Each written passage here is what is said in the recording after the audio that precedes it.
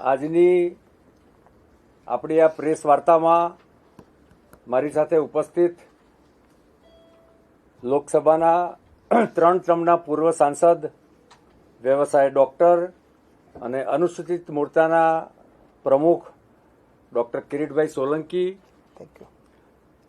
પૂર્વ ટર્મના સંગઠનના મહામંત્રી વિક્રમભાઈ ચૌહાણ, દેવેનભાઈ વર્મા અને સૌ મીડિયાના મિત્રોનું સ્વાગત કરું છું.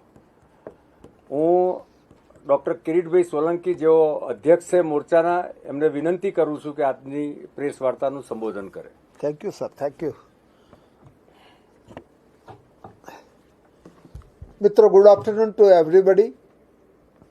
મિત્રો, આજની આ જે પ્રેસ વાર્તા છે, વિષય ખૂબ જ મહત્વનો છે. બાબા સાહેબ આંબેડકરે આપણને જે મંત્ર આપ્યો હતો એમાં પહેલો મંત્ર હતો શિક્ષિત બનો. અને મિત્રો, આ શિક્ષિત બનો મંત્રને ચરિતાર્થ કરવાનું જો કોઈ કાર્ય કર્યું હોય તો ભારતીય જનતા પાર્ટીની ગુજરાત સરકારે આ તાજેતરના જનરલ બજેટમાં 2026-2027ના બજેટમાં એમણે જે શિષ્યવૃત્તિની આવક મર્યાદા, જ્યારથી શિષ્યવૃત્તિ ચાલુ થઈ હતી ત્યારથી અત્યાર સુધીમાં 2.5 લાખની આવક મર્યાદા હતી. આટલી આવક મર્યાદા કોઈ પણ વ્યક્તિને હોય એટલે મોટે ભાગે જે છાત્રાઓને આનો લાભ મળતો નહોતો શિષ્યવૃત્તિનો. મિત્રો, ત્યારે ગુજરાત સરકારે નિર્ણય લઈને એની જે આવક મર્યાદા 2.5 લાખથી વધારીને 6 લાખ કરવાની છે. ને એના માટે અનુસૂચિત જાતિ મોરચો તેમજ સમાજના વિવિધ સંગઠનો દ્વારા અમે સરકારનો ઋણ સ્વીકાર સમારંભ કરવાનું અમે એક આયોજન કર્યું છે. અને એ આયોજનમાં 13મી તારીખે ગાંધીનગર ટાઉન હોલ ખાતે સવારે 9 વાગે આ કાર્યક્રમ કરવાનું છે. એમાં ગુજરાત સરકારનું અને ભારતીય જનતા પાર્ટીની સરકારનું આપણે સન્માન કરવા છે.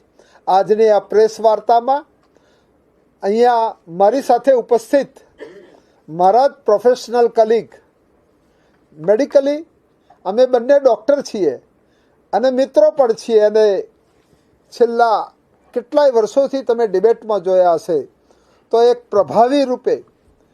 પ્રભાવી ડિબેટ કરતા તરીકે જેમની એક ઓળખ રહી છે ભારતીય જનતા પાર્ટીનો, હું વિશેષ આભાર માનું છું કે એમને મીડિયા કર્મીની ટીમમાં એમને એક વરિષ્ઠ જવાબદારી આપી છે એવા ડૉક્ટર અનિલભાઈ પટેલ, અહીંયા અનુસૂચિત જાતિ મોરચાના જે પૂર્વ બંને મહામંત્રી શ્રી વિક્રમભાઈ, શ્રી દેવેનભાઈ અને આપણી વચ્ચે ઉપસ્થિત પૂર્વ મંત્રી ગુજરાત સરકારમાં શ્રી ગિરીશભાઈ, આપ સૌ મીડિયા કર્મીઓ, print media as well as electronic મીડિયાના આપ સૌ મિત્રો, આ પ્રેસ વાર્તામાં હું આપનું હૃદયથી ખૂબ હું આપનું સ્વાગત કરું છું મિત્રો.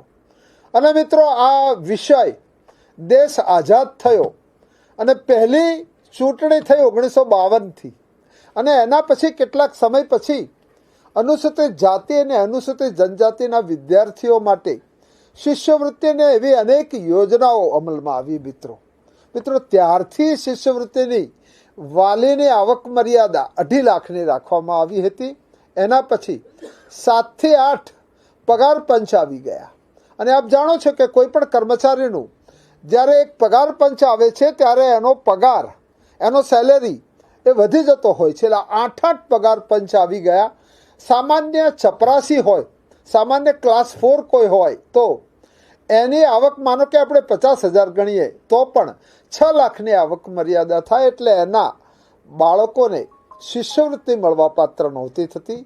અને એ શિષ્યવૃત્તિ મળવા પાત્રનું જો કામ કર્યું હોય તો મિત્રો ગુજરાત સરકારે કરી છે. ત્યારે હું ગુજરાતના આપણા મુખ્યમંત્રી, પ્રજાભિમુખ મુખ્યમંત્રી શ્રી ભૂપેન્દ્રભાઈ પટેલ સાહેબ, નાયબ મુખ્યમંત્રી શ્રી હર્ષભાઈ સંઘવી અને ગુજરાત પ્રદેશ ભારતીય જનતા પાર્ટીના જે ઉષ્માસભર નેતા, જે તરીકે પ્રમુખ તરીકે જે અત્યારે પ્રસ્થાપિત થયા છે એવા આપણા શ્રી જગદીશભાઈ વિશ્વકર્માજી, સમગ્ર પાર્ટી અને સમગ્ર સરકારનો હું સમગ્ર દલિત સમાજ તરફથી ઋણ સ્વીકાર કરું છું મિત્રો. અને મિત્રો, આ કોઈ નાની સૂની ઘટના નથી. ઘણા લોકો કહે કે આમાં શું થઈ ગયું, આ ખૂબ જ મોટી ઘટના છે. મેં કહ્યું એમ બાબા સાહેબ આંબેડકરે જે વિષય ઉપર ભાર મૂક્યો હતો, કદાચ બાબા સાહેબ આંબેડકરે આ દેશનું શ્રેષ્ઠ સંવિધાન બનાવ્યું હોય, આ દુનિયાના સંવિધાનની તમે તુલના કરો તો ભારતનું સંવિધાન ના તોલે દુનિયાના કોઈ દેશનું સંવિધાન આવી શકે નહીં. હું આપણે ભારતીય સંવિધાન કેટલું મજબૂત છે એની વાત કહું તો ભારતીય ભૂખંડમાં ભારત સિવાય પાકિસ્તાન, બાંગ્લાદેશ, શ્રીલંકા, માલે, ભૂતાન, નેપાળ જેવા ટચુકડા દેશો છે. ભારત એક વિશાળ દેશ છે, 140 કરોડની જનસંખ્યાવાળો દેશ છે મિત્રો.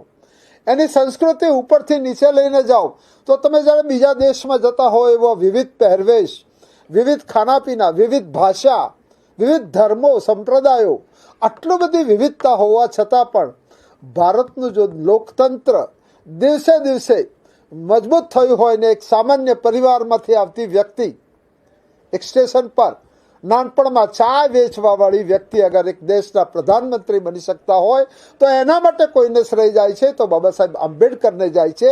અને બાબા સાહેબ આંબેડકર શિક્ષણના જોરે, કલમના બળ ઉપર આ જે સંવિધાન આ દેશને કર્યું છે, મને લાગે છે કે બાબા સાહેબ આંબેડકરનું યોગદાન એ ખૂબ જ વિશાળ યોગદાન છે. અને બાબા સાહેબ આંબેડકરને આપણે એક વર્ગના નેતા નહીં માનતા, બાબા સાહેબ આંબેડકરને આપણે સમગ્ર ભારતના નેતા અને વિશ્વના નેતા આપણે ગણવા જોઈએ. અને ત્યારે જે શિક્ષણ પ્રત્યેનું જે ઉદાર ભાવના થકી ગુજરાત સરકારે કર્યું છે, આની બીજી ખાસિયત હું આપને મિત્રો કહેવા માંગુ છું કે આ જે છે જ્યુરિસ્ડિક્શન, જે શિષ્યવૃત્તિની આવક મર્યાદા વધારવાનું જ્યુરિસ્ડિક્શન એ કેન્દ્ર સરકારનું મિત્રો જ્યુરિસ્ડિક્શન છે. અને મિત્રો નરેન્દ્રભાઈ મોદી સાહેબના આશીર્વાદથી, એમના દિશા નિર્દેશ તરીકે જ્યારે હું લોકસભાનો સાંસદ હતો 3 ટર્મ, અને ત્યારે મેં લોકસભામાં પણ આ વિષયને મેં ઉઠાવ્યો હતો મિત્રો. અને I was A chairman of parliamentary committee on welfare of schedule caste and schedule tribe. ત્યારે આ કમિટીની સમક્ષ અમે આ વિષય લીધો હતો, અનેક બેઠકો કરી હતી મિત્રો. અને આ આવક મર્યાદા વધારવા માટે અમે દેશની સર્વોચ્ચ પંચાયત એટલે કે લોકસભામાં પણ રિપોર્ટ મૂક્યો હતો. રિપોર્ટ એટલે આના માટેનું રેકમેન્ડેશન મૂક્યું હતું ને લગભગ આ રેકમેન્ડેશન સરકાર સ્વીકારતી હોય છે. ભારતીય સરકારનું, ભારતની જે કેન્દ્ર સરકારનું પણ મન ખુલ્લું હતું. એ જ રીતે રાજ્યસભામાં પણ આના માટે થયો હતો. હું ગુજરાત સરકારનો આભાર એટલા માટે માનું છું કે ગુજરાત સરકારે જે આ નિર્ણય કર્યો છે એના થકી અમુક વિદ્યાર્થીઓને શિષ્યવૃત્તિ વધારે વિદ્યાર્થીઓને મળવાપાત્ર થશે.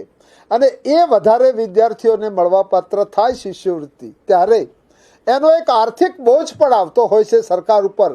ત્યારે ગુજરાત સરકાર પોતે બોજ ઉઠાવીને ગુજરાતની જ્યુરિસ્ડિક્શનમાં ગુજરાત સરકારે આ નિર્ણય કર્યો છે. મિત્રો આ નિર્ણય એ ગુજરાતની સરકાર કેવી રીતે છેવાડાના માણસોની જે ચિંતા કરે છે, જે SC, ST, OBC લોકોની કેવી રીતે ચિંતા કરે છે એને એક ઉજાગર કરતો આ છે.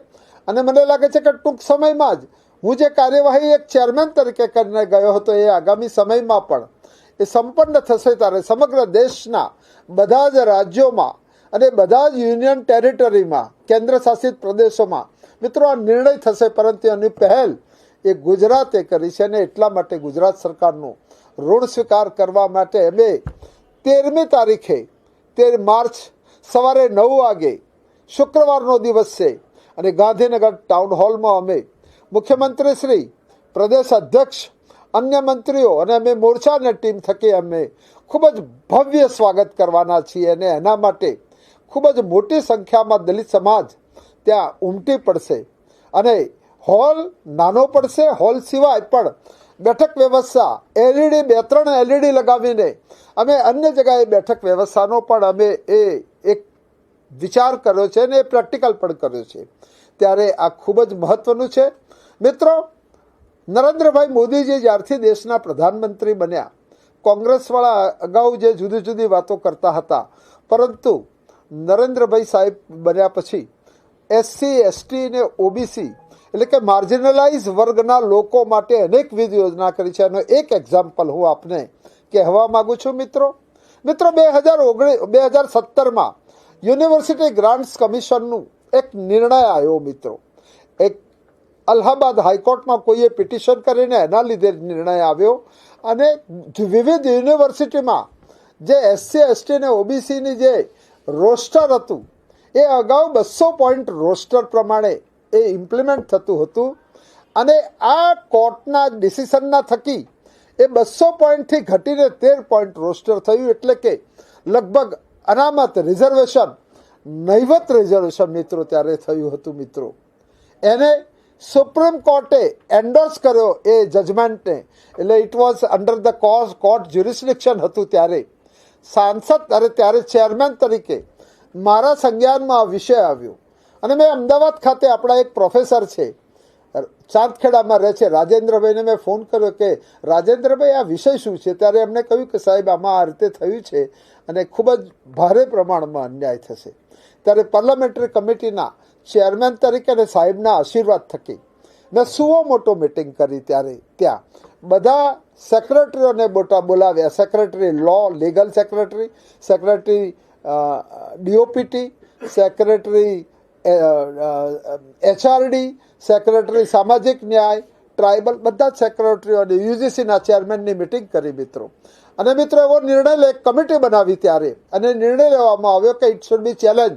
કારણ કે એક જજની સુપ્રીમ કોર્ટની બેન્ચમાં આ ચુકાદો આવ્યો હતો. ત્યારે આપણે ઉપર જવું હોય તો 3 જજની બેન્ચમાં જવું પડે અને આપણે કર્યું. હું આ જે તે વખતના એચઆરડી મંત્રી શ્રી પ્રકાશ જાવડેકરજીનો પણ ખૂબ જ હૃદયથી આભાર માનું છું કે એ મળ્યા મને અને એમણે કહ્યું કે આપણે આમાં આ જે નિર્ણય થયો છે એમાં આપણે ચોક્કસ આ વર્ગના લોકોને ન્યાય અપાઈશું. અને સરકારે લીધેલા નિર્ણયની સામે આ બહુ મહત્વની વસ્તુ હું કહું છું કે એક જમાનામાં સરકારે લીધેલા, કોર્ટના લીધે સરકારે નિર્ણય લેવો પડ્યો. એની સામે નરેન્દ્રભાઈ મોદીજીની સરકાર સુપ્રીમ કોર્ટમાં મિત્રો આ નાની સુરખી વાત નથી. આ 6 લાખની છે. આ એક એક્ઝામ્પલ નથી, આવા તો અનેક એક્ઝામ્પલ છે, પણ આ એક મહત્વનો છે એટલે હું આપ સૌને ઉજાગર કરવા માંગુ છું. કોર્ટ ત્યાં ગઈ અને કોર્ટ જ્યાં સુપ્રીમ કોર્ટમાં ગઈ. અનફોર્ચ્યુનેટલી સુપ્રીમ કોર્ટમાં આપણે કેસ હારી ગયા. સુપ્રીમ કોર્ટમાં આપણે કેસ હારી ગયા એટલે કોઈ વહીવટી રીતે નિર્ણય ના થઈ શકે, સરકાર કોઈ આદેશ ના કરી શકે. ત્યારે એના માટે શું કરવું એની થયું. ત્યારે પાર્લામેન્ટરી કમિટીના ચેરમેન તરીકે જે તે વખતે હું પ્રકાશ જાવડેકરજીને મેં એમને મળ્યો ને સાહેબ, અને મેં એમને રજૂઆત કરી કે આમાં આપણે ઓર્ડિનન્સ લાવવો પડશે. ઓર્ડિનન્સ એટલે મહામહિમ રાષ્ટ્રપતિજીનો વટહુકમ લાવવો પડશે, ઓર્ડિનન્સ લાવવો પડશે, અધ્યાદેશ લાવવો પડશે. મિત્રો 2019ની એ સાલ હતી, ફેબ્રુઆરીનો સમય હતો. મિત્રો સાહેબને પણ હું મળ્યો મિત્રો. અને હું દેશના યશસ્વી વડાપ્રધાન, વિશ્વના સૌથી લોકપ્રિય નેતા અને ગુજરાતના સપૂત વડાપ્રધાન શ્રી નરેન્દ્રભાઈ મોદી સાહેબને એમની સરકારનો હૃદયથી ખૂબ ખૂબ આભાર માનું છું કે મિત્રો એસસી એસટી ને ઓબીસી માટે રાષ્ટ્રપતિનો અધ્યાદેશ લાવવામાં આવ્યો. અને એ અધ્યાદેશ લાવ્યા પછીનું જે પહેલું સત્ર આવ્યું, અધ્યાદેશ લાવે એમાં એવો નિયમ હોય છે કે અધ્યાદેશ આવે એટલે ઇમિડિયેટલી એ જે 200 પોઈન્ટ રોસ્ટર થઈ ગયું, પરંતુ 6 મહિનામાં તમારે આ અધ્યાદેશને કાનૂન બનાવીને, બિલ લાવીને, સંવિધાન સંશોધન બિલ લાવીને તમારે 2/3 બહુમતીથી આ ઓર્ડિનન્સ પાસ કરાવવાનો હોય છે.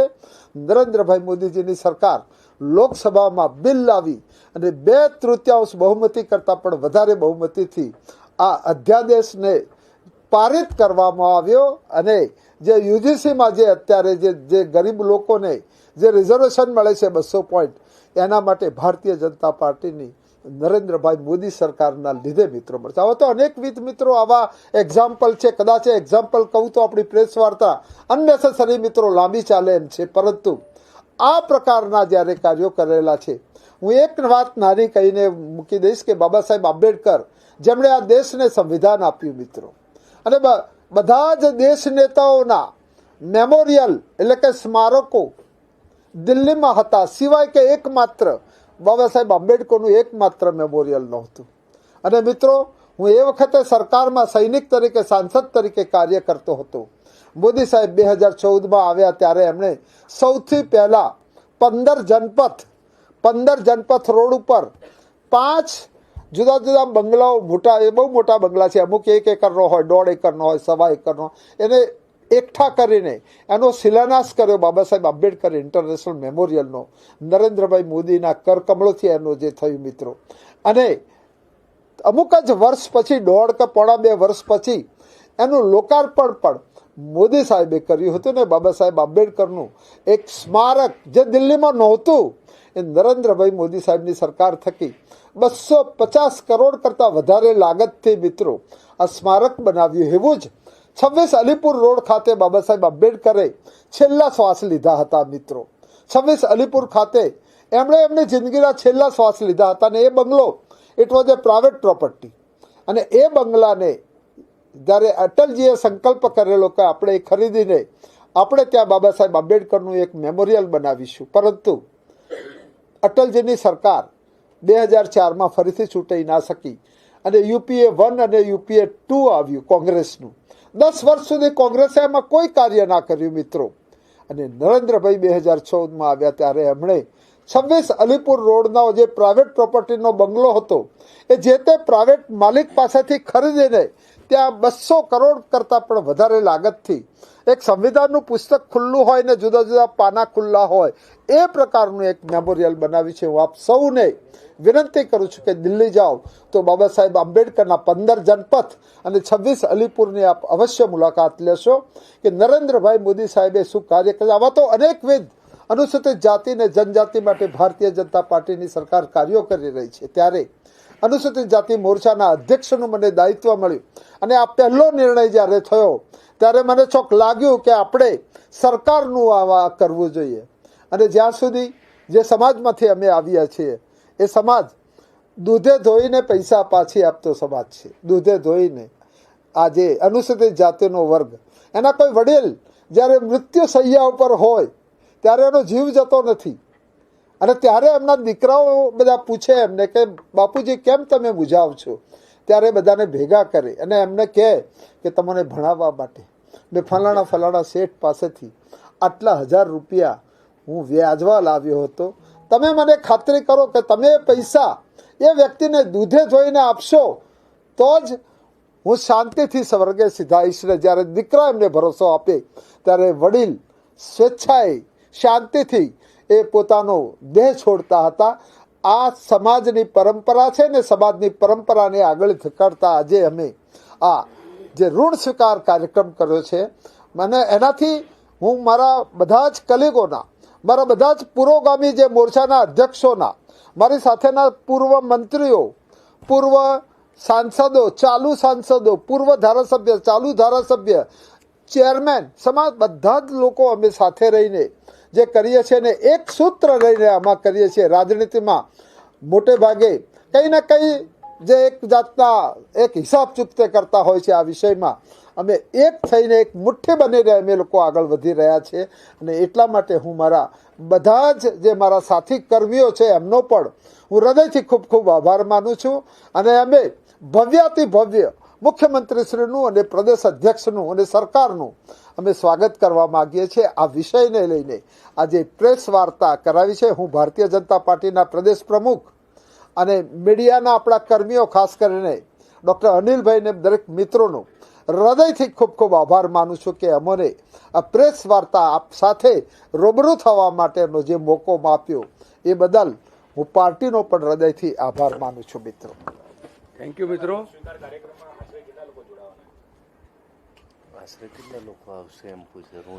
અમે લોકોએ દરેક વક્તાઓને જિલ્લા 41 જિલ્લાને મહાનગર છે ગુજરાતમાં કુલ. અમે એક જ દિવસે 7મી તારીખે 41 વક્તાઓની યાદી બનાવી અને દરેક જિલ્લા અને મહાનગરમાં એક જ દિવસે આ વિષયને લઈને મિટિંગો થઈ અને એમાં એના ઇન્ચાર્જ કોણ રહેશે જિલ્લાના કે મહાનગરના, સહ ઇન્ચાર્જ કોણ રહેશે, જુદા જુદા મંડળોના ઇન્ચાર્જ ને સહ ઇન્ચાર્જ કોણ રહેશે, વોર્ડના કોણ ઇન્ચાર્જ ને સહ ઇન્ચાર્જ રહેશે મહાનગરોમાં, એની અમે યાદી બનાવી છે. અને કોણ કેટલી બસો લાવવાના છે.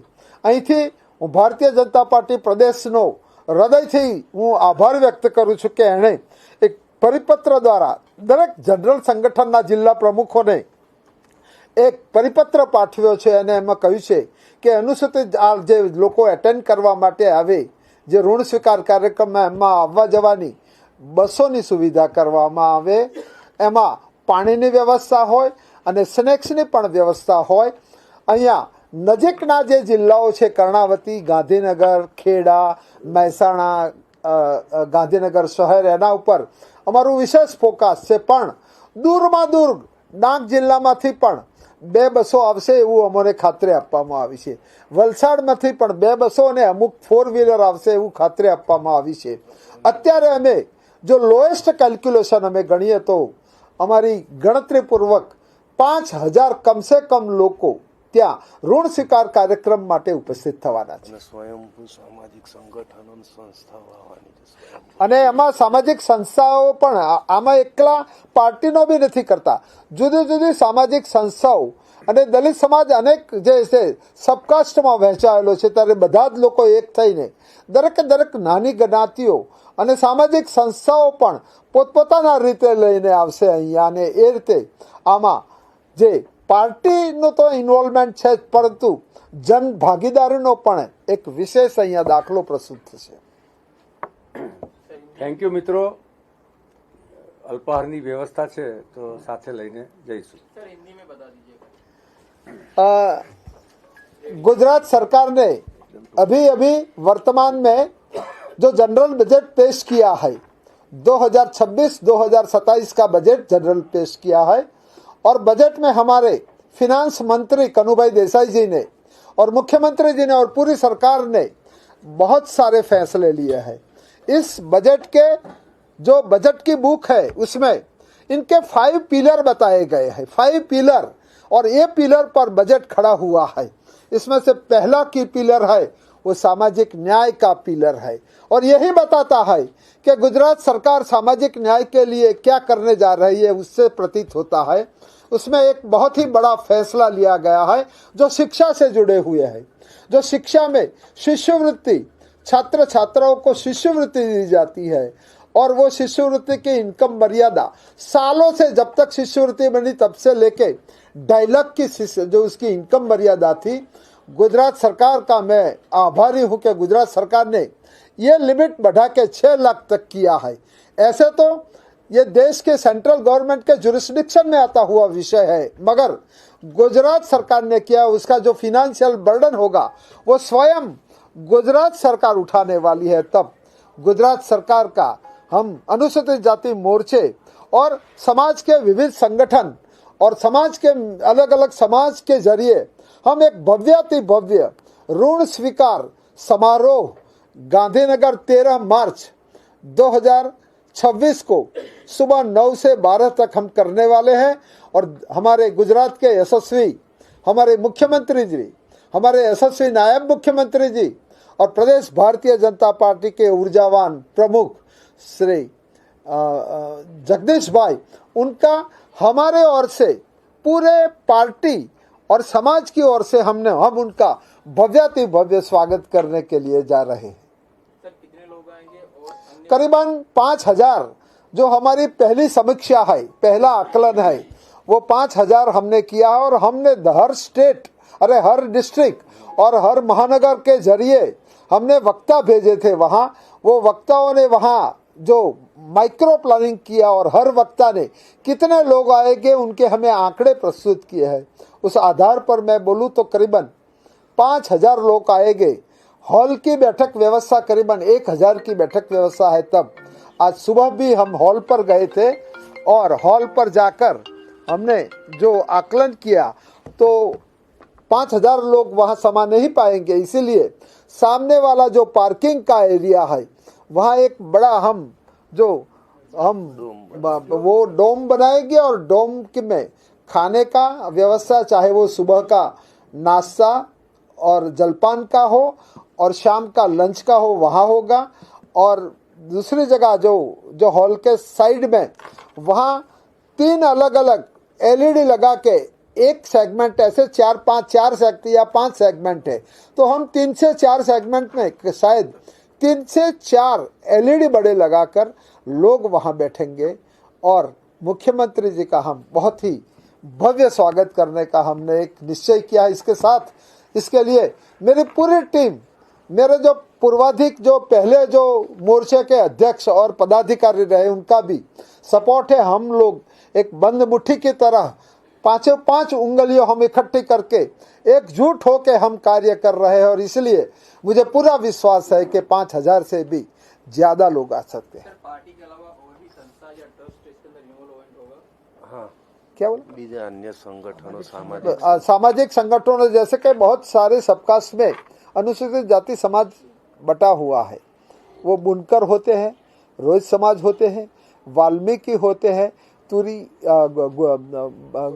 जो तुरी बारोट होते हैं, गुरु ब्राह्मण होते हैं, वहाँ वो तिरगर होते हैं।